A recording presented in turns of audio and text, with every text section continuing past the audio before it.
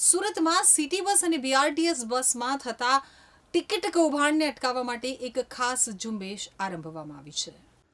સુરત મહાનગરપાલિકા દ્વારા માસ ટ્રાન્સપોર્ટેશનને લઈ અને કરોડો ખર્ચવામાં આવ્યા છે, પરંતુ સૌથી વધુ કોઈ સમસ્યા સામે આવતી હોય તો તે વિના ટિકિટે મુસાફરી કરતા મુસાફરોની છે. એમાં કેટલાક કંડક્ટરો પણ સામેલ હતા. મોટાભાગના કિસ્સામાં કંડક્ટરો રૂપિયા લઈ લેતા હતા અને ટિકિટ આપી દેતા હોવાની ફરિયાદો અને આક્ષેપો પણ સતત થતા રહ્યા છે. આખરે આજની પરિવહન વિભાગ દ્વારા ફરી એક વખત ઝુંબેશ સ્વરૂપે તમામ બીઆરટીએસ અને સિટી બસ સ્ટેશન ઉપર ઊભા રહી અને ટિકિટ ચેકિંગ કરવામાં આવશે. ત્યારબાદ કાર્યવાહી કરવામાં આવશે. તો સુરત મહાનગરપાલિકા અને બીઆરટીએસ અને સિટી બસના પાછળ કરોડોના ખર્ચ છતાં વધુ આવક મેળવી શકાતી નથી, જેની પાછળનું કારણ વર્ષોથી ચાલતું ટિકિટ કૌભાંડ ચર્ચામાં રહ્યું છે. તો સુરત મહાનગરપાલિકાની સિટી બસ અને બીઆરટીએસ બસનો ઉપયોગ લાખો મુસાફરો કરે છે, પરંતુ ટિકિટ ખૂબ જ ઓછા મુસાફરો લેતા હતા, અથવા તો જે મુસાફરો ટિકિટ લેવાનો પ્રયાસ પણ કરતા હતા તેમને બસમાં કંડક્ટર દ્વારા ટિકિટ આપવામાં આવતી ન હતી, પરંતુ માત્ર રૂપિયા લઈ અને તેમના ગજવામાં મૂકી દેવામાં આવતા હતા. આ પ્રકારનું કૌભાંડ ખૂબ જ લાંબા સમયથી ચાલી રહ્યું હતું, પરંતુ હજુ સુધી તેના ઉપર કોઈ યોગ્ય કાર્યવાહી લેવામાં આવી ન હતી. તો ટિકિટ ચેક કરો વિજિલન્સનો સ્ટાફ પણ આ બાબતે હંમેશા ઊંઘતો ઝડપાયો છે.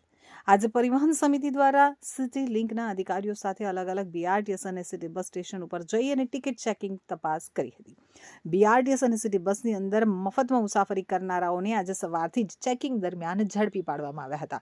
તો પરિવહન વિભાગના અધ્યક્ષ પોતે સિટી લિંકના અધિકારીઓ સાથે પહોંચ્યા હતા.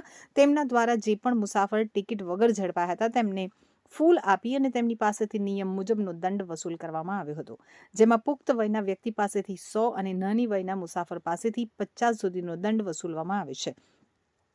મુસાફરોને ગુલાબનું ફૂલ આપી અને સમજાવવામાં આવ્યા હતા કે તેઓ આ પ્રકારે વિનામૂલ્યે મુસાફરી ન કરે, અને સાથે સાથે તેમની પાસેથી દંડ પણ વસૂલવામાં આવ્યો હતો. તેમજ જે બસની અંદર મુસાફર વગર ટિકિટે જણાઈ આવ્યો હતો તેના કંડક્ટર સામે પણ તાત્કાલિક એક્શન.